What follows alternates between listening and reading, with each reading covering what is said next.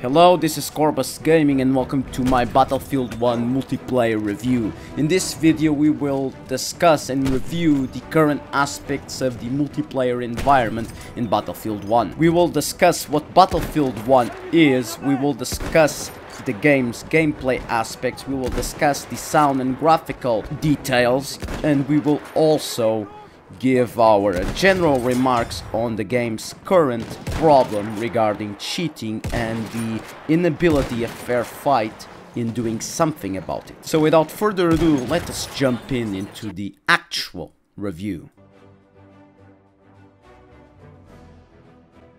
So what is Battlefield 1? Essentially, Battlefield 1 is a World War I game skinned as a World War II game.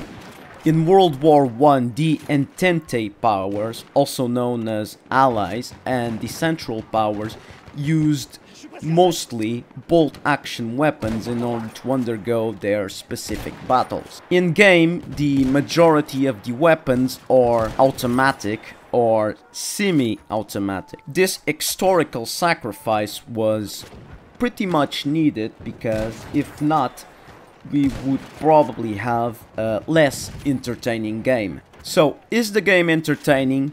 Well, yes, but like all games, it has its flaws and its benefits. So, let's start by analyzing those. So, does the movement work in Battlefield 1? Well, yes, sometimes it does, while other times it's completely broken and not fluid or crisp or gameplay worthy at all. It's completely unacceptable for a AAA budget game like Battlefield 1 to have these movement glitches close to a year after launch and have those same glitches not fixed yet. So which movement bugs am I talking about? Well, I have listed them down, you see. The first one that we have is the infamous you simply do not start sprinting after sliding multiple times. So if you slide multiple times, there's a delay until you get to full sprinting speed, which is very odd. Then we have the climbing glitch, which means that, and I quote, in order to actually jump over anything in the game safely, you must, and quotation starts now, mash, destroy, obliterate the spacebar, or else you will eventually not climb or vault over anything.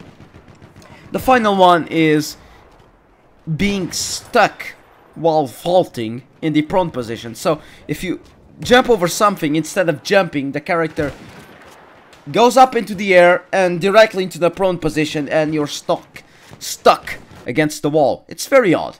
It's best to demonstrate what I am talking about. Okay, so first of all, I'll analyze the sprinting acceleration bug while sliding. So imagine that somebody is shooting you from over there. Correct?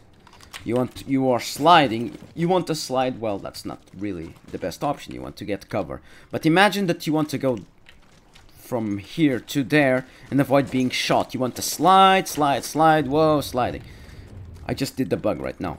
Essentially, this is what happens. If you slide multiple times and then you start running, he just starts running in place. There's a 3-second delay.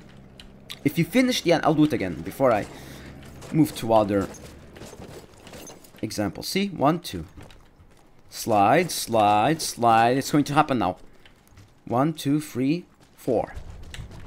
Now, if you finish the animation, nothing. Even from crouching position to running, full running speed, it's instantaneous. Now if you do this, way, 1, 2, 3, 4 seconds before you can actually start running. This walking is also affected by this. Although, 1, 2, 3, 4, give or take 3-4 seconds of delay. So keep this in mind. To me, this is a bug. This is not a feature. If you from the crouch position can instantaneously start running, in fact from prone position you can start instantaneously running, so there's no excuse for multiple slides to make you have a 1 second to 4 seconds delay to full walking or running speed. It's a bug to me, it's a bug. Trust me, I've died so many times because of this crap when I try to simply avoid being shot. To me, this is not a feature. It's a bug. And it needs to be fixed. Okay, let's analyze the jumping glitch. Now, while jumping... Oh, it's working. This is a great place to test the jumping glitch. Sometimes... Okay, there it is. There it is. See that? 7 jumps. When... Okay, not working. 1, 2, 3, 4. There it is. So that was what? 4 jumps when he could obviously do this in one go. See, it's clunky. It's very clunky. Now he's doing it in one go. See, now I don't know where I am now. See that? That was actually 2 glitches. There's a glitch when sometimes when you fail the jump, you go directly to prone. For instance. Sadly, I don't have proper evidence in my video recordings, but it happens a lot to me. So here, it happens so many times in this particular obstacle. That's why when I'm playing German or Central Powers, I simply go here and blast this. So that if I need to run from there, I no longer get trapped in a glitch. So it works something like this. This is a normal jumping. It works. But sometimes, instead of vaulting, you do this. You do like a jump here, then you go prone, and then you need to jump over again. It's weird. It's like you jump, but the jump does not... You do a normal jump, then prone. Imagine that the wall is this wooden platform. Normally you can vault it like this, but when the glitch happens, and it did happen over there, you normally jump and you go prone. It's weird. You jump and you go prone. It happens in this area a lot, so fuck you for that. It also happens immensely in these buildings over here. Trust me. It's... In Amiens, this is my worst enemy. Somebody is shooting me, I need cover, and... Doing this normally does not work. My character does something like this. Jump and prone. That's what he does. Jump and prone. See that? See this? This happens immensely too. Now it... Oh my god. This happens immensely. This. Sometimes you jump, then you go back down, then you jump again, and you go back down, then you jump again, and you go back down, and you do this fantastic acrobatic move that I just did. It's so clunky. Jumping is so fucking clunky in this game.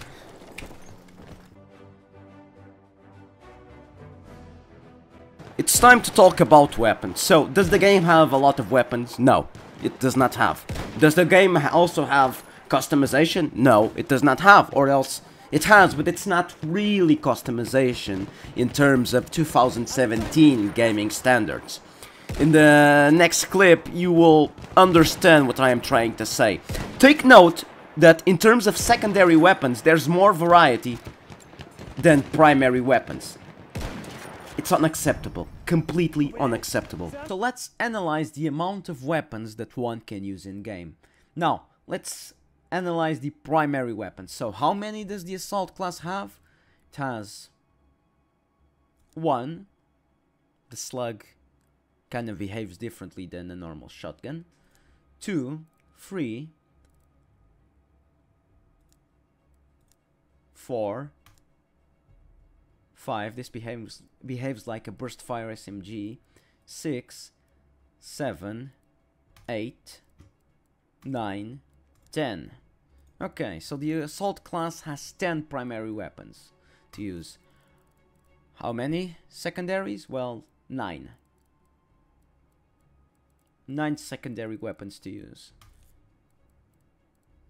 All the gadgets are very useful. Grenades are all useful except the mini grenade, which has been nerfed to oblivion.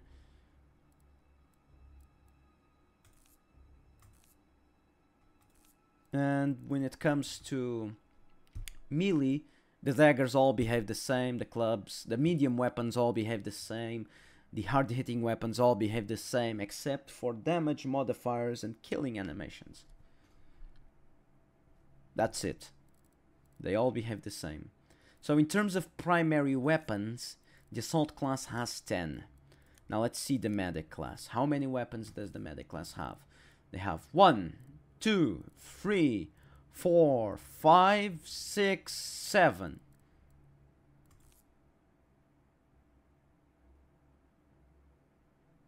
Gadget-wise, it's all very useful. Supports. How many weapons can you use? Well, you can use 1, 2, 3, 4, 5, 6, 7 weapons.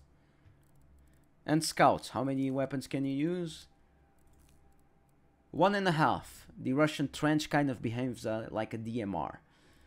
2.5, 3.5, 4.5, 5.5, 6.5. The M903 experimental behaves like fast-firing DMR. 7.5. Gadget-wise, terrible. You want to use the flare gun spot and the K bullets or a bomb. Trench periscope, you only use this if you are a saint and you do not bother playing in order to help your team. Sniper shield, too situational. Sniper decoy, waste of time. So essentially you have only... Oh, by the way, flare gun flash. No idea why this is in the game. It only actually is useful if somebody is using the ultra video settings. But yet again, the difference between high and ultra is barely visible, in my humble opinion. So, flare gun flash, waste of time. Waste of developmental time. Now, you get my point. I think you can judge my point now. I think you can predict my point. What you have in terms of true customization is change the reticle, change the magnification, use or not to use a bayonet, and change skins that nobody gives a damn about. I mean, the skins look good.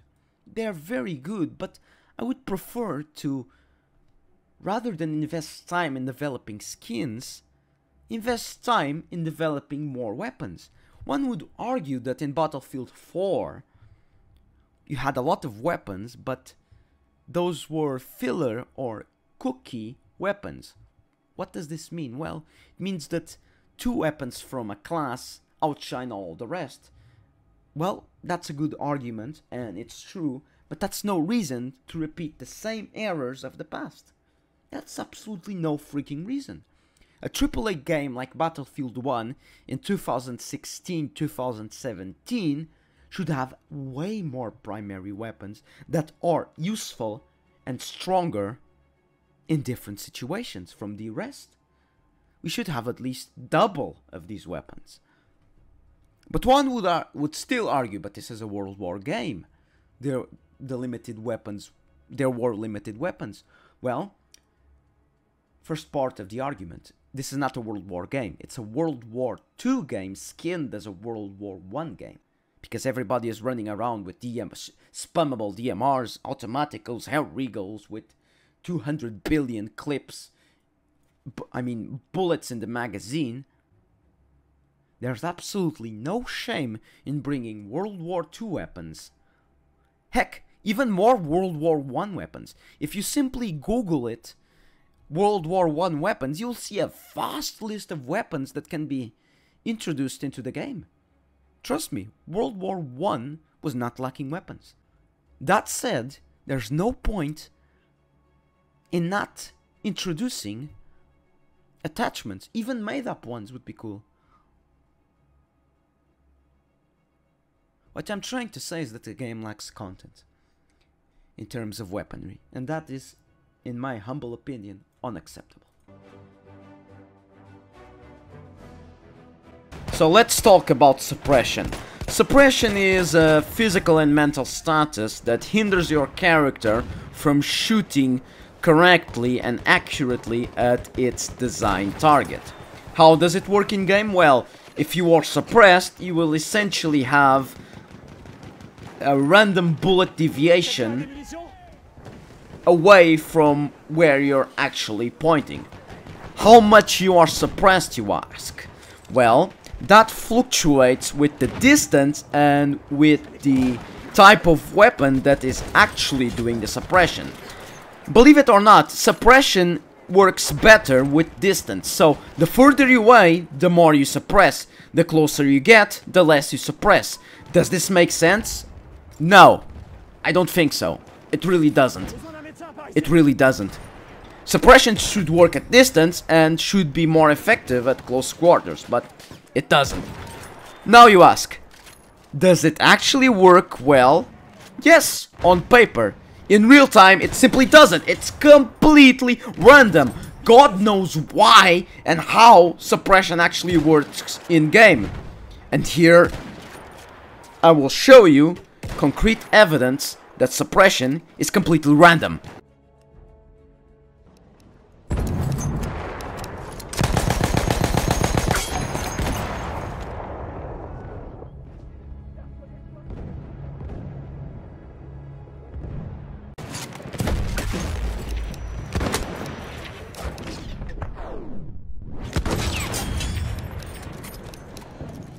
That wasn't even close. Teşekkürler.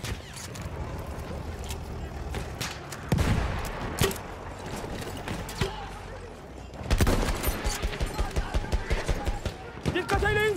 Düşman gözcüsü!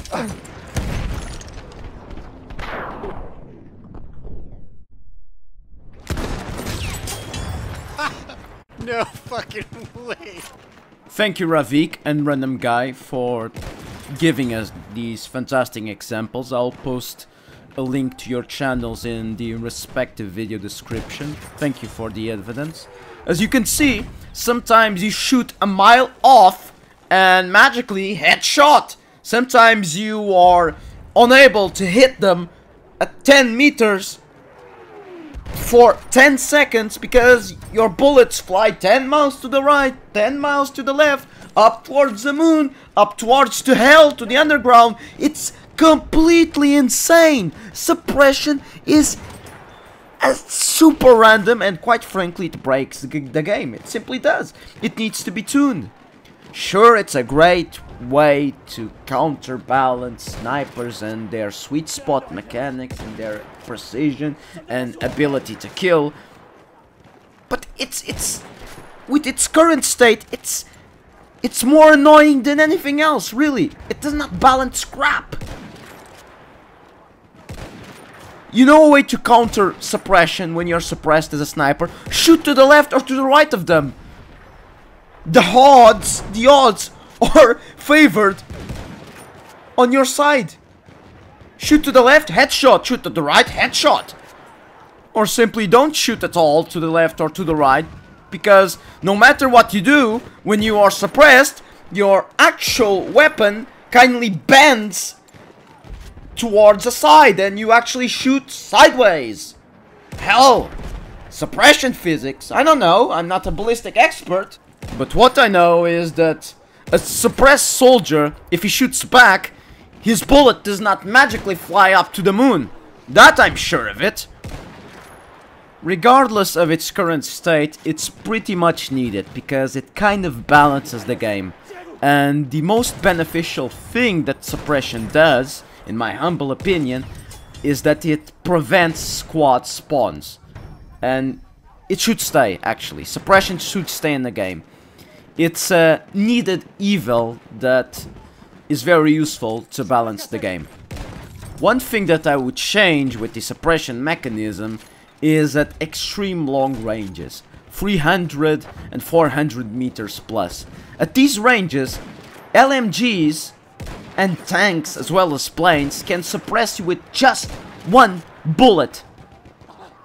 That's ridiculous. Completely ridiculous. If you are, as a sniper, engaging at 300 meters, you're camping. I do engage sometimes, but it's very, very rare.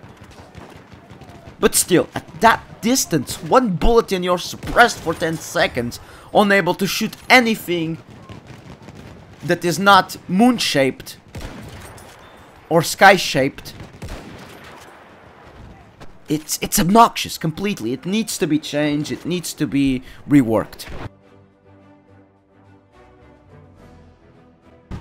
Are the classes balanced in relation with each other? No.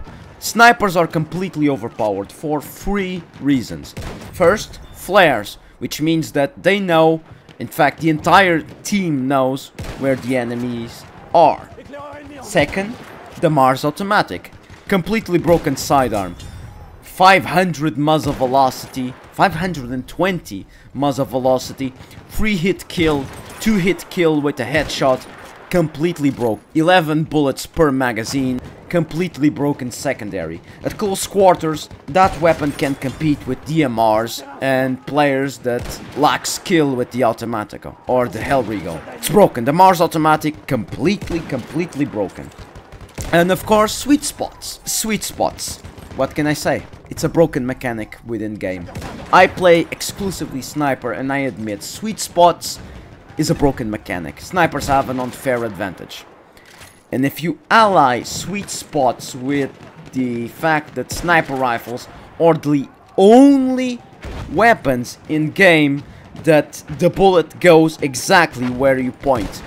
For instance, DMRs from the medic class, sometimes when you point at your target, even if you are not suppressed, the bullet goes left, right, up, down, all over the place instead of going towards your target. Sometimes the bullet goes through the target due to this random crazy bullet deviation that I have no idea why it exists for DMRs. I really don't. And for pistols, by the way, this random bullet deviation sometimes occurs with pistols. At 10 meters with the Mars Automatic, you aim at the head, the bullet goes left or right at the head, even if the target is completely still. I don't understand this. I don't understand how this is a balancing feature. I cannot understand it. I really cannot. This feature, this bullet deviation feature for DMRs, pistols, assault rifles, in fact for everything that is not a sniper, it's counterproductive. It destroys your aiming in all FPS games. It should be removed completely. You want to balance DMRs? Instead of making them a 3-shot kill, make them a 4 or 5, but allow the players to actually hit the target without random bullet deviations. Increase the recoil, reduce the rate of fire, but do not use this random bullshit deviation crap that simply destroys players' aim and fundamentally and ultimately their skill. This is the reason why I don't play medic. If I play medic, I'm barely shooting. I'm just reviving. Okay, maybe I'm exaggerating when I say that I refuse to shoot, but you get the point. This random bullet deviation is not very good for your general FPS skills regarding aiming.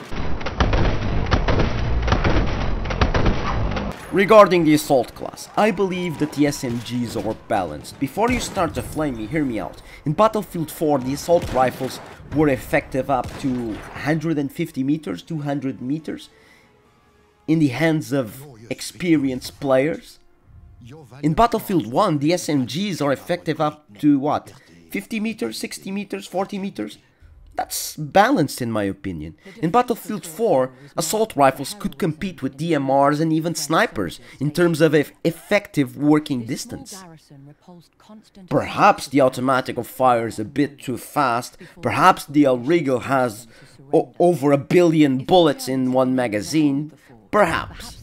But we can deal with this. I can deal with this. I can manage with this. I cannot manage in Battlefield 4 when an assault rifle is shooting me up to 150 meters. I'm suppressed. I cannot shoot back with my sniper rifle and I am dead.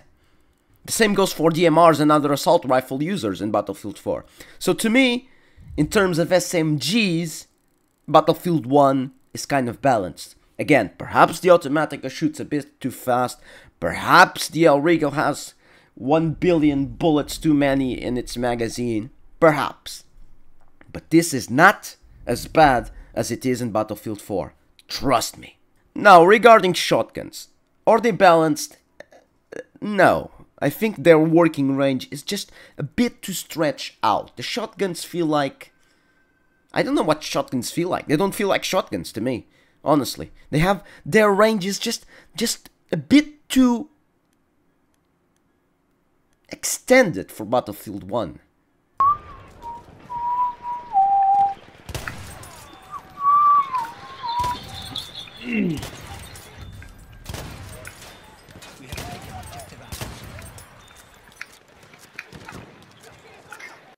Is the assault class equipped with the necessary means to deal with tanks?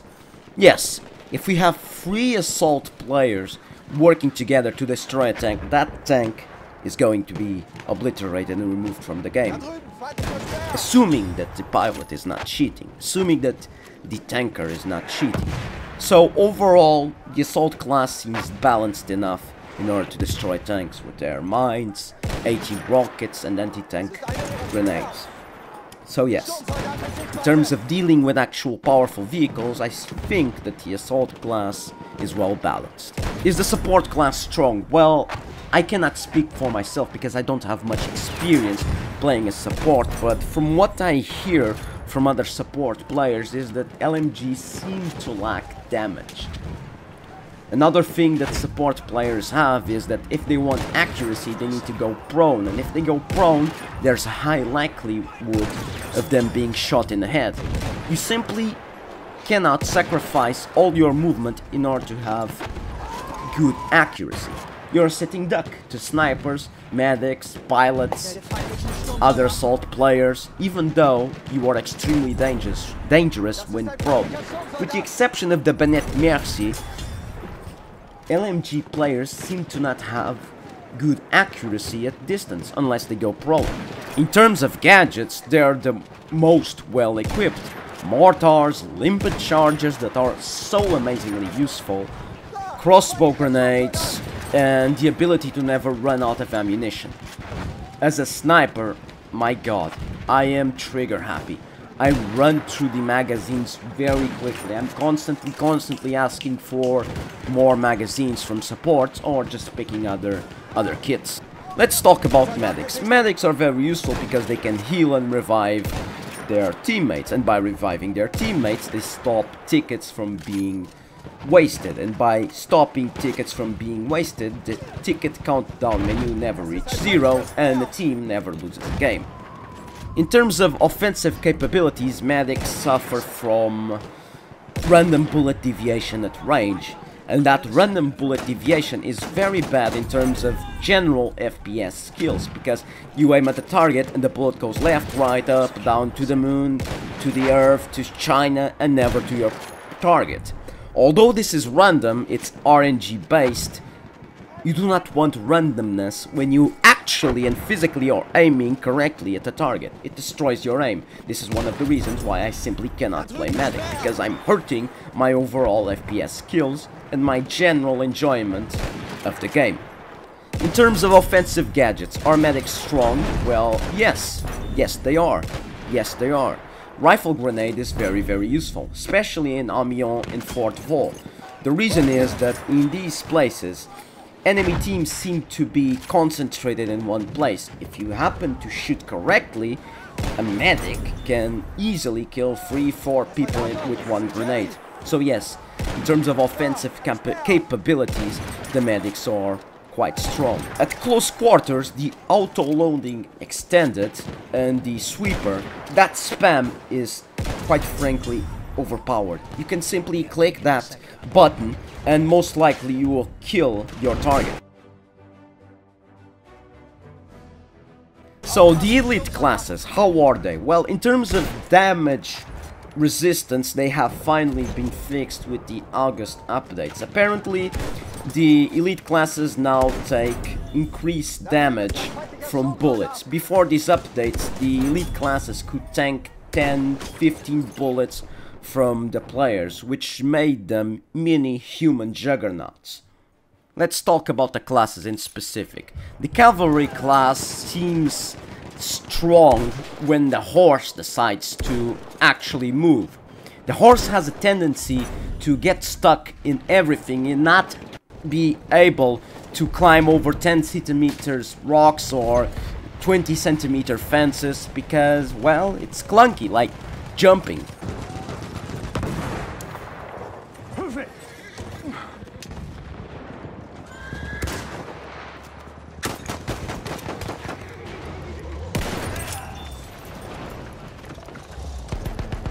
But when everything works, the cavalry class becomes unstoppable, equipped with your fantastic Russian cavalry sniper rifle that can snipe people without aiming with just crosshairs. You have your fantastic telekinesis sword that you can swing non-stop and kill 20 people at 20 meters with...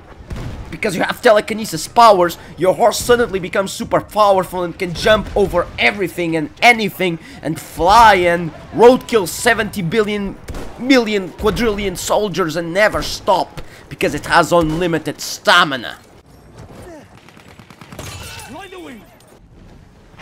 Yeah, that's enemy cavalry.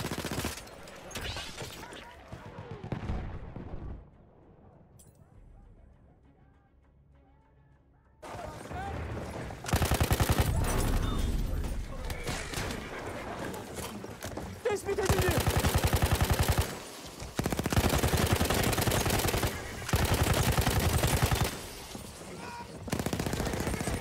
That is when the horse rider is not instantly killed by medics, LMGs, sniper rifles, SMGs and tanks. Especially tanks.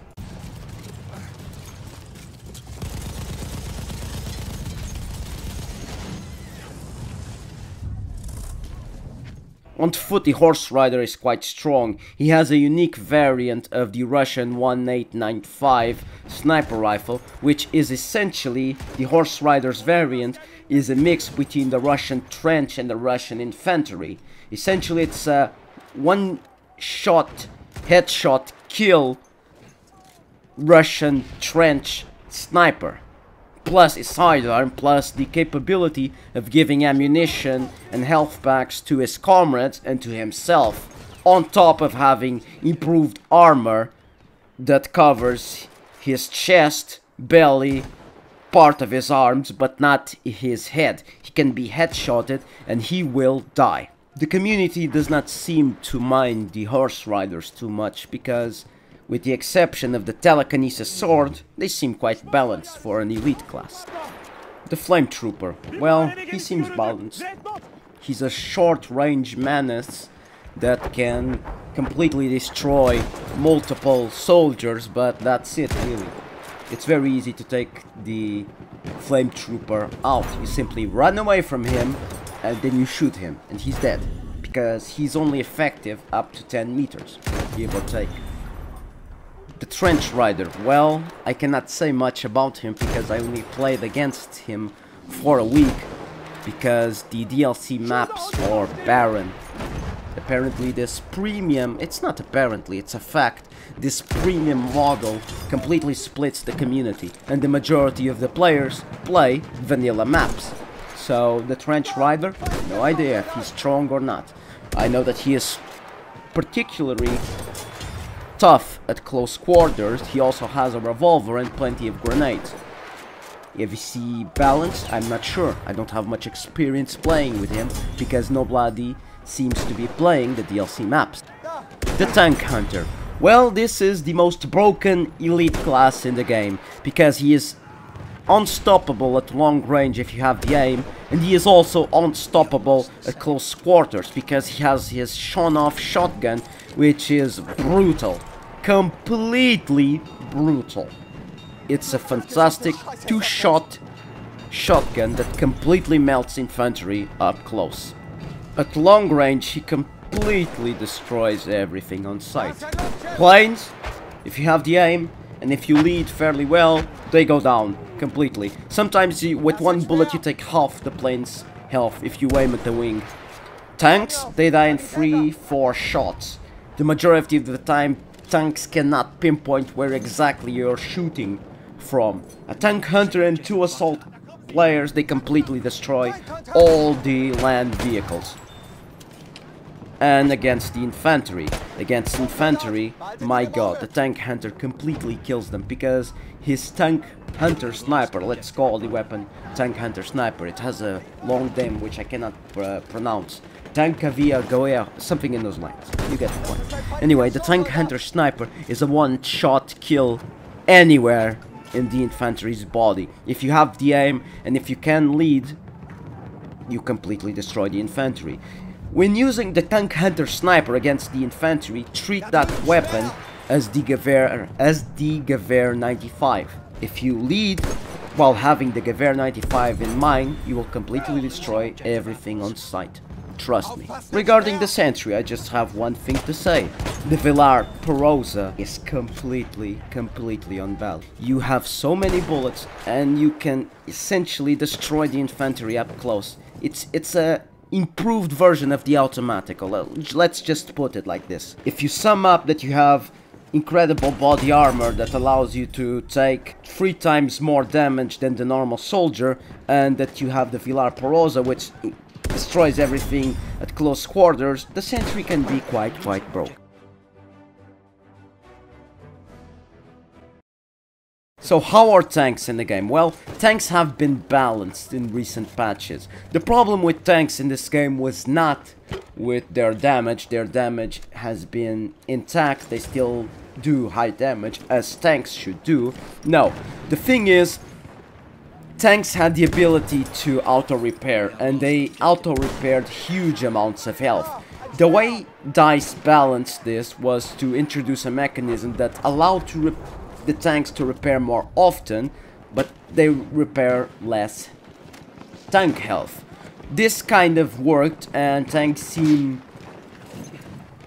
more balanced. They're not as indestructible as they used to be. So, like I said previously, 3 assault players working together, they can easily take out a tank.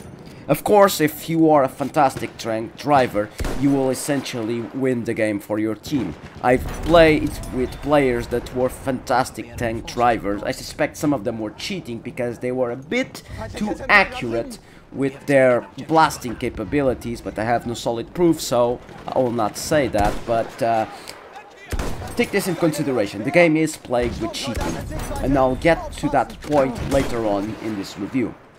One thing I don't understand is that certain tanks have the capability to use mortar. Why? Make them even more stronger than they are? I'm not the best tank driver. In fact, I don't even have 20 minutes of tanking experience because all I do is snipe. I'm a sniper. That's all I do. I focus on sniping. That's my expertise. I don't have 20 minutes of tank time. So I don't know much about tanking. I just know how to deal with them and what they can do towards the infantry. But it seems a bit too strong to allow tanks to have mortar on top of having shells, on top of having bullets that can suppress snipers at 300 meters and can actually be efficient at that distance to kill. So essentially you can snipe with the tank, you can blast with the tank, and you can use mortars with the tank. I find that a bit too powerful. Okay, I'm exaggerating when I say that with bullets you can kill people at 300 meters with a tank. But at 100 meters, the tank is a viable option to kill the infantry. It's better than LMGs, it's better than assault classes. I find it a bit broken that a tank can shoot people, literally, at 100 meters with its bullets and suppress snipers at 300 meters. I find that just a bit too overkill. Now we shall talk about the residential evil of the game. Yes, you heard it. We all know what we are going to talk about. Planes, the exploit of the game. So, how are planes? Well, they're broken. So what can planes do? Well, they can drop 10 gazillion bombs per second. They can repair mid-flight. They can run away to the corners. Actually, they can go They can leave the map, repair safely, and the infantry can do jack shit to them. They can drop 10 million bombs. Did I say they drop 10 billion bombs per second? They... Literally, if you destroy a wing, if the wing falls off from the plane, mark my words, if the wing falls off from the plane, they click emergency repair, wing goes back organically. With the exception of fighter planes, as a bomber or using an attack plane, you barely have to aim. The splash damage is so insane that you can destroy everything and anything on sight without even having proper aim.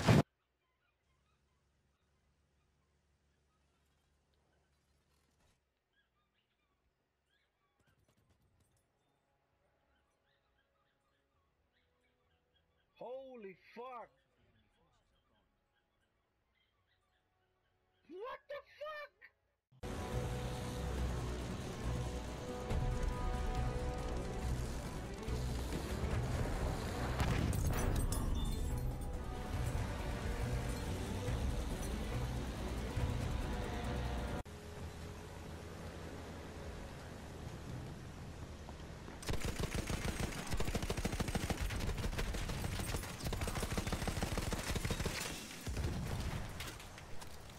Good show.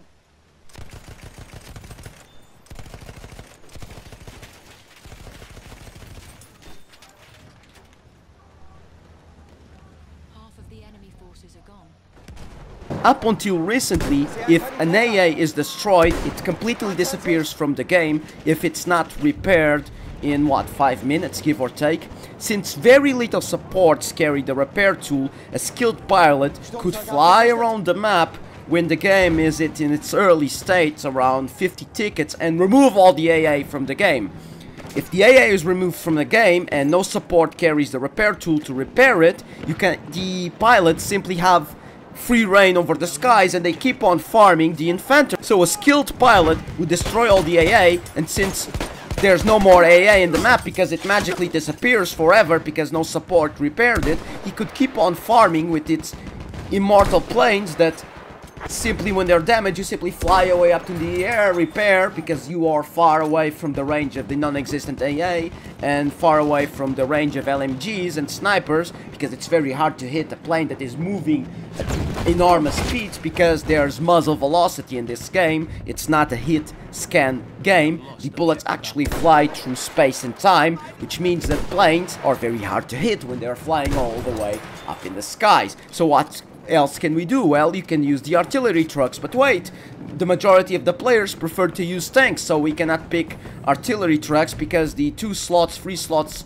are being occupied by tanks. So there's absolutely no way to shoot the planes, so they reign free and they keep on farming and farming and farming with their 10 million bombs dropped per second with fantastic splash damage, with the bomber gunners completely farming planes because that splash damage of the bomber gunners is incredibly annoying and superbly overpowered. Simply planes keep on farming and farming and farming infantry, and they get fantastic scores in 150 to 100-0.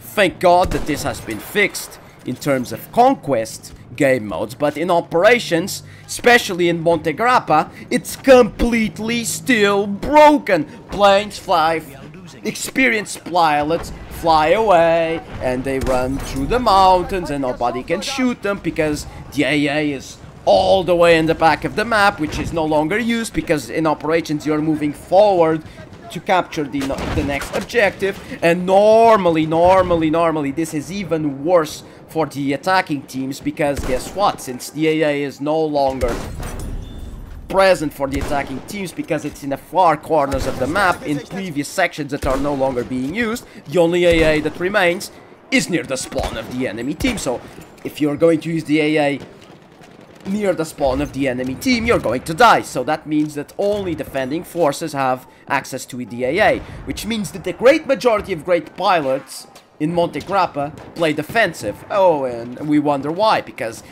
there's literally no way to destroy them. You literally need 5 LMG guys, 5 snipers completely aiming at them and taking them down, but that does not work. You know why? Because 10 seconds later, new plane is in the vicinity and the farming keeps on going. Non-freaking stop. I can already hear some of you say, well, just shoot them. Really? So they're flying away, they're 500 meters away from me, and I'm supposed to shoot them.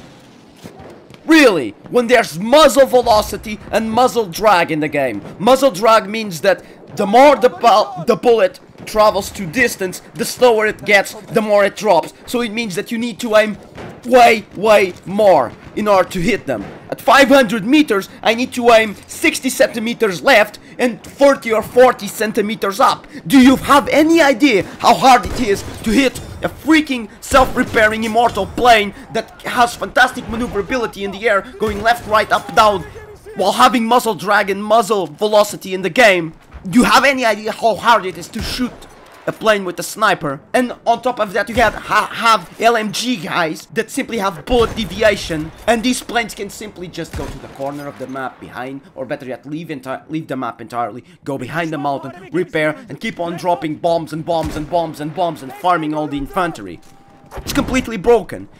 I guarantee you, if the infantry have access to Stinger missiles and anti-air missiles, none of this crap would exist. And this same principle of flying away also applies to the AA. There's a limit to the AA's range, so the plane can simply fly up into the air, stay away from the AA's range, and it's all good. But I'll give pilots some credit. AA is quite strong now against planes, but there's a reason why it needs to be strong. Because planes are completely demolishing everything in the game. That's the reason why AA is so strong. So let's talk about behemoths. Well, we have the armored train, the Zeppelin, the dreadnought, and the super tank. The behemoth tank, I don't know the name. Sadly, I don't have much experience playing with the behemoth tank because DLC maps are barren, sadly. So my humble opinion on behemoth is that they are not really needed in the game. It's just a colossal spamming of explosions, with the exception of the Zeppelin, and I'll get to that in a second. Instead of having juggernauts and trains that keep non-stop super mortaring the infantry, it's an explosion spam fest. Instead of having that, it would be pretty much more appreciated that the losing team should have 2 extra tanks. That's it. That's way better than having a behemoth that keeps on non-stop spamming explosions and completely making the game unplayable for the defending team. Or for the attacking team, depending on your perspective. So you can probably guess that to me the armored train and the dreadnought are just monsters of explosive spamming. They simply keep on spamming explosions non-freaking stop. The Zeppelin, on the other hand, is quite balanced because you can snipe the gunners from the Zeppelin, and with the AA and 80 rockets, you can actually destroy the compartments of the Zeppelin that wield the explosive weapons. What makes the Zeppelin interesting is that the Zeppelin does not, or better yet, it spams explosions, but the infantry can deal with it, so it's quite balanced. I can shoot the gunners from the Zeppelin, and I can stop them from sending explosions to my team. That is not available with the armored train or with the dreadnought. So that's my reasoning for why the dreadnought and the freaking armored train are so obnoxious. Now we shall talk about the funniest thing in the game. Spawns. That's right, we're going to talk about spawns. So it's a random spawn mechanism anywhere near the vicinity of where you are spawning. But get this, the spawn is meant to annoy you. It is completely meant to annoy. If you need cover, the spawn system will put you in front of a tank, a plane, snipers, LMGs, assault guys, whatever. If you need to rush the objective, you will spawn all the way in the back, 200 meters from where you actually need to rush to. Or you simply are lucky and the spawn will put you behind the enemies that you are going to kill, therefore receiving a free kill.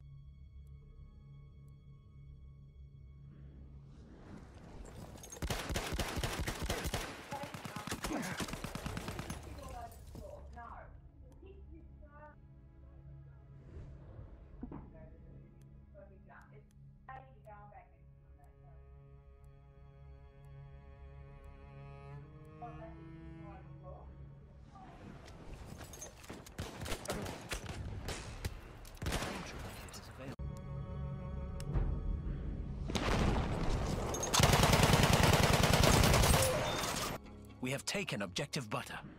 We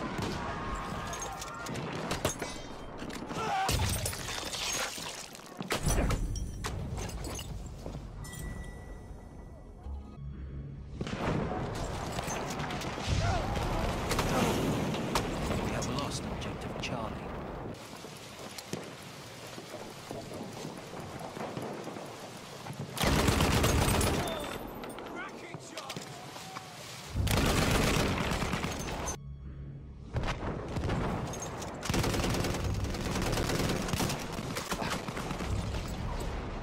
There's really no point in going in much depth. Spawns suck. They need to go, and they need to be recreated. They are breaking the game. Silently breaking the freaking game. So, regarding netcode, does it work? Yes. The majority of the times it works. DICE really did a good job with the netcode. At least in my client experience, but sometimes I get these masterpieces.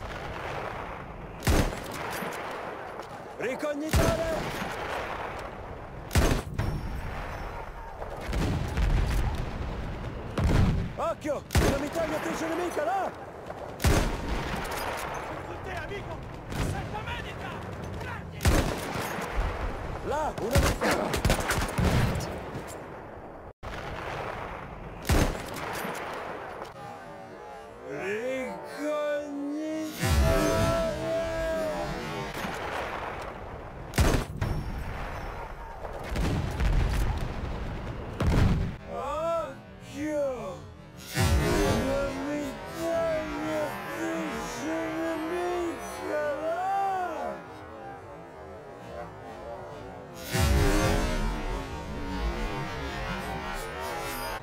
Needless to say that this is infuriating, to say the least.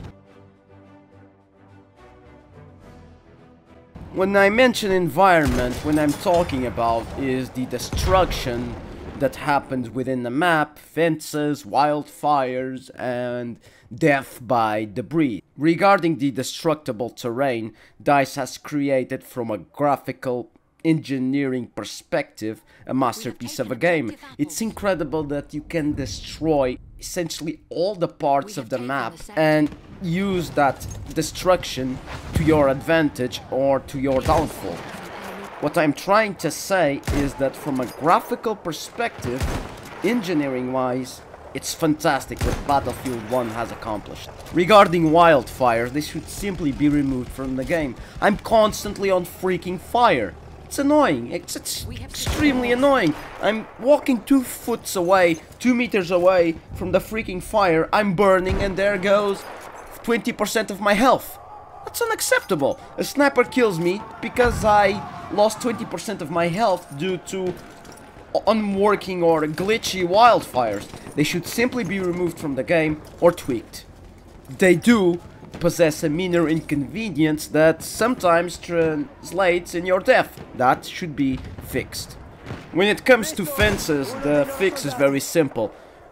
Rework the ability to jump effectively over them. I already covered this problem in the movement section of this video. So let's talk about the biggest offender, debris damage. You take debris damage when you're inside a house and somebody is exploding the house, and you take damage from the parts of the house that are crumbling on top of your head. Sure, that's a great idea. The problem is that sometimes there is no house and you're taking damage from non-existent parts of the house that are non-existently falling in your head. This happens especially in Amiens and in St. Quentin Square. In these 2 maps, this happens tremendously. This needs to be fixed. It's quite annoying. It's a minor inconvenience, but nonetheless, in fast-paced and even teams, people die because of this. It should be fixed. And what about fog and weather effects? Well, quite frankly, I'm against them, because the time you're wasting not seeing anything, it's time that you are simply not shooting, and therefore it's time that you are not playing a first-person shooter.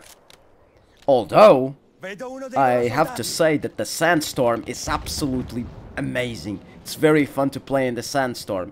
But the fog can be quite annoying, because you cannot see crap. And when you have this amount of hackers in the game that have wall hacks and instant lock at any range with no muzzle velocity and no bullet drop, fog becomes a problem because it's helping hackers and cheaters. So yes, in my opinion, fog should be removed. It's contradictory. It simply stops you from playing a first-person shooter because you cannot shoot what you cannot see. So how is the cheating situation in Battlefield 1? Well, it's pretty bad. There are wall hacks, aimbots, aim locks, damage modifiers, the whole 9 yards. Whatever you can imagine, it exists in Battlefield 1. It's sad, really sad. Fairfight does not really do a very good job in punishing cheaters. Sure, it bans in a couple of minutes the rage hackers, those that get 200 kills in 1 minute or give or take, those that fly across the map one shot at 500 meters, those guys get banned immediately. The problem is the subtlety based cheaters, those that use paid and professional wall hacks, aimbots and aim locks. Those are very hard to detect. In fact, Fairfight cannot detect them because those cheaters can stay for months, years undetected, and they can still freaking destroy games. So what do I suggest? Well, I suggest something like Bunkbuster, something that scans your system for, well, cheats, but I understand from a legal perspective that might be not possible anymore. I understand that. But still, something has to be done because it is unacceptable to have what I am about to show you in game.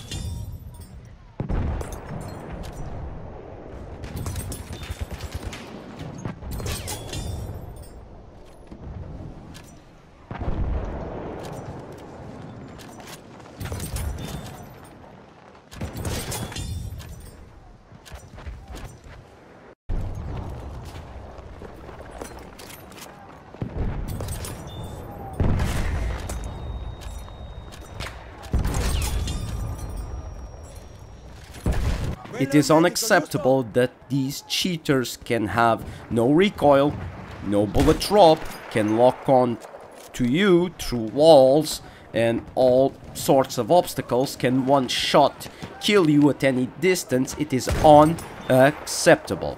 But still, I have to give some creativity points to this particular cheater. This kind of looks like fun if you ask me. Okay, that's... Wow, that's a bit weird. Okay! Yeah. They're all across the street. Absolutely fascinating.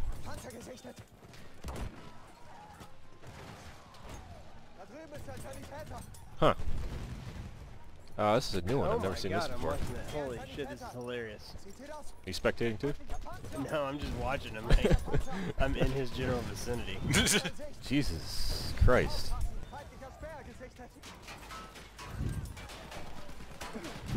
He just murked the fuck out of a tank Yeah. with it.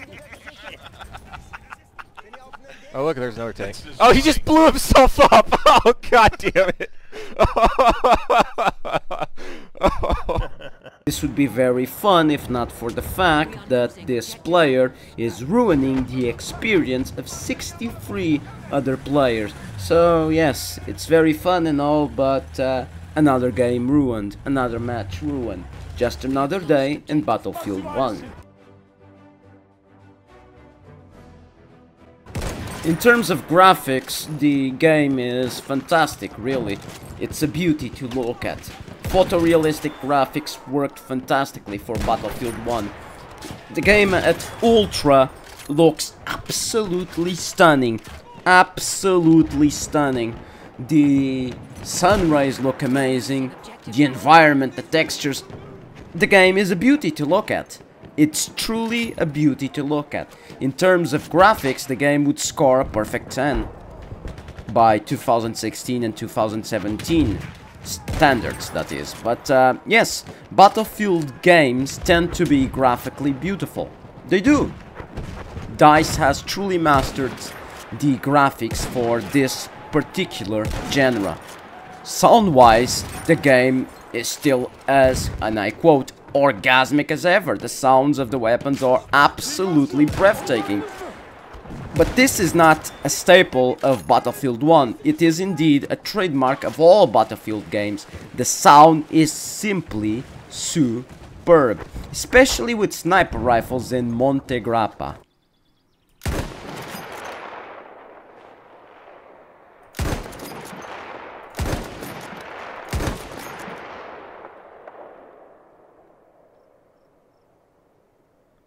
Absolutely brilliant.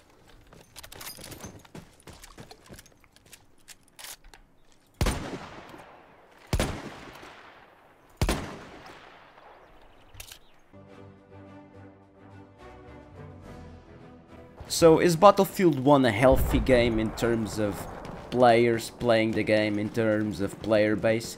Yes, for a normal game, Battlefield 1 is indeed a healthy game, but for a Battlefield game, it kind of is lacking players, if you know what I mean. I will show you now some statistics that show the amount of players that have been playing or leaving the game since the birth of Battlefield 1. So currently in August 2017, the peak players for the PC platform where I play is sitting around 28,000, let's say 27,000 and a half. So by analyzing the population graph presented by Battlefield Tracker, we can see that Battlefield 1 has been losing a lot of players since its release.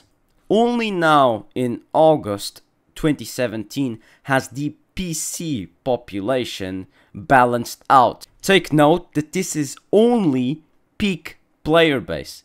It never translates in the active population at any given moment. I play on the PC platform and I can say that at any given moment in Europe you have 6,000, 7,000, 8,000, 9,000, maybe 10,000 players at best at any given moment.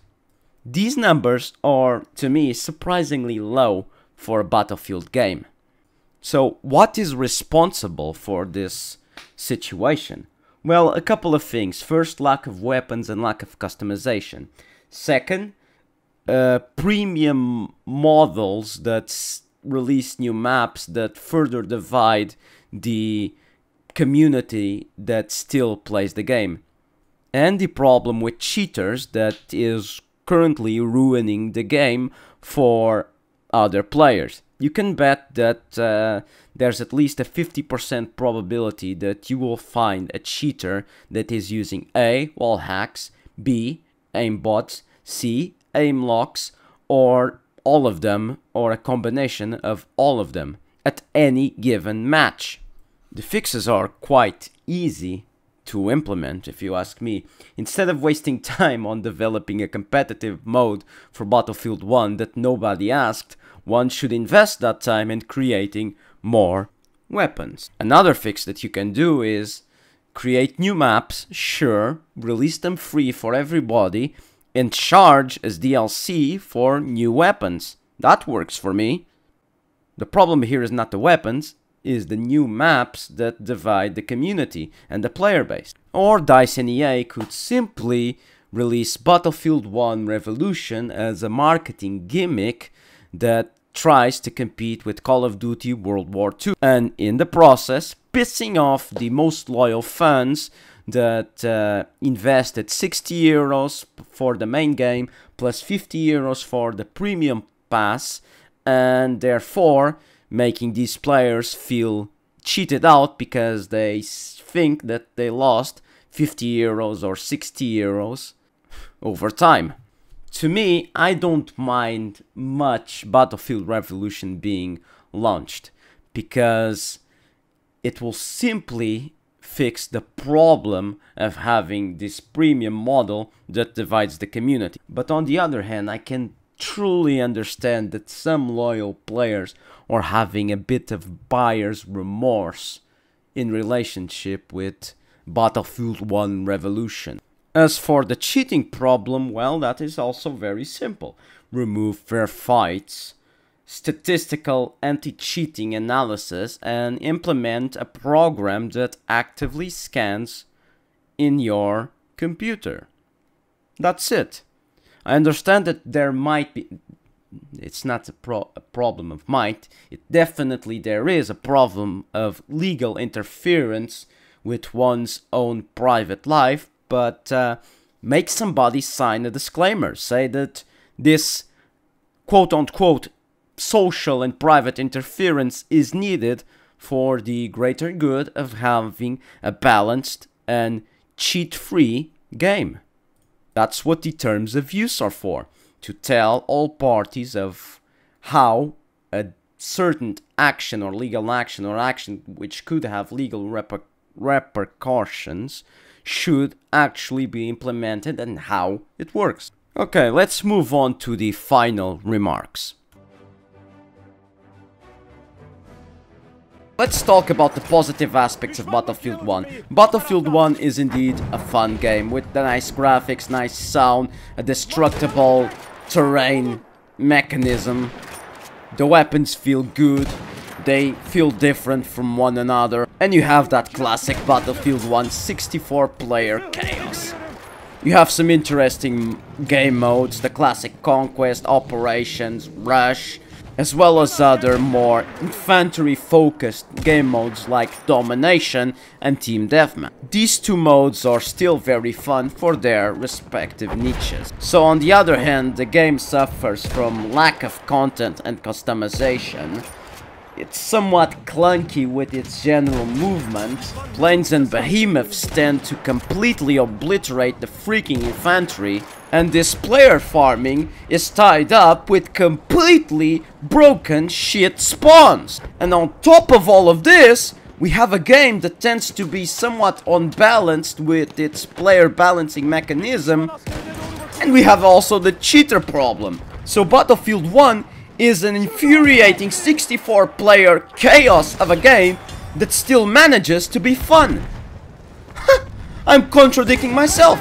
So essentially I'm saying that I am happy being completely enraged by the chaotic movement, cheaters, and plane farming game that is Battlefield 1.